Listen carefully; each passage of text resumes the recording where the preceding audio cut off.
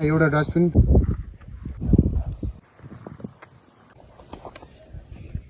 दाजु यो बोतल पनि खाली भएको थियो यसो तपाईँ यहीँको स्टाफ हो र म यहाँको स्टाफ होइन सर म चाहिँ तपाईँलाई नमस्कार है नमस्कार म चाहिँ अहिले बाहिरबाट घुम्न आएको होइन हजुर यहाँ आउँदाखेरि घुम्न आउँदाखेरि कसो देखेँ भने मैले चाहिँ हेर्नु न यो फोहोरहरू होइन हजुर यतिको रहेछ अनि म चाहिँ अब एउटा नागरिकको हिसाबले पनि हजुर यो फोहोर व्यवस्थापन गरिदिउँ खै अब यहाँको हाम्रो जुन सरकारवाला हुनुहुन्छ नि हजुर उहाँले खै अब आग्रासन गर्नु भएन जस्तो लाग्यो मलाई यसो हेर्दाखेरि होइन त्यही भएर मैले चाहिँ यो फोहोरहरू यसमा राखेर होइन यसमा राखेर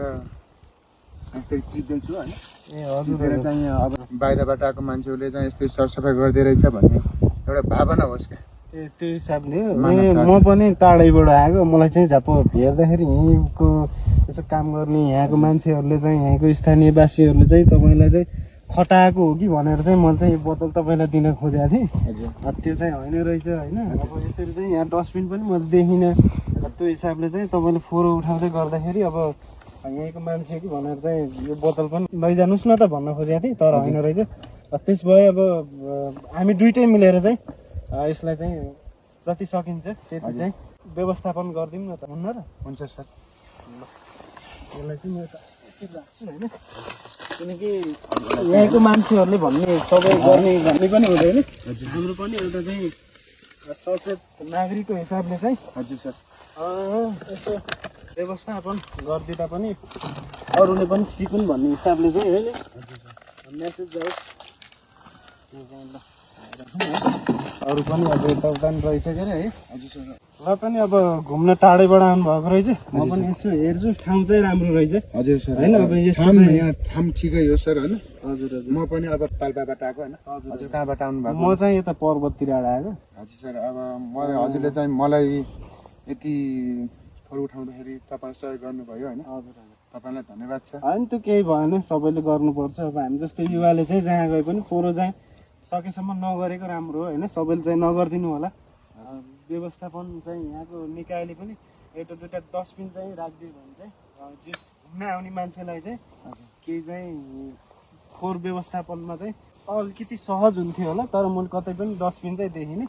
म पनि सर अघि यताबाट आउँदाखेरि हजुरको त्यहाँ तल एउटा मात्रै देखेँ मैले डस्टबिन होइन अनि मात्र आउँदाखेरि यति यो फोहोरहरू के जुन मान्छे खाएर अनि एउटा सही ठाउँमा राखिदिएको भए यस्तो फोहोर हुन्थेन होला सायद पर्यटक स्थलमा चाहिँ यस्तो फोहोर नगर्दा राम्रो हुन्थ्यो भन्ने मेरो त्यो त एकदमै राम्रो कुरा मानवताको हिसाबले चाहिँ होइन लाग्यो मलाई अनि तपाईँलाई चाहिँ के कस्तो लाग्यो होइन मैले चाहिँ जहाँ गए पनि फेरि अब यस्तै फोहोरहरू होइन एकदम राम्रो हो अब आजभोलिको युवाहरूले नगरेदेखि अब अरूलाई चाहिँ हेरेर बस्नुभन्दा आफैबाट सुरु गर्नु नै राम्रो कुरा हो जस्तो लाग्छ मलाई अहिले चाहिँ यति नै भयो तपाईँले अब तपाईँ पनि घुम्ने होला अब टाइम कम्ती छ टाढाबाट आएको होइन यसो म चाहिँ घुमघाम गर्छु है त फेरि भेटौँला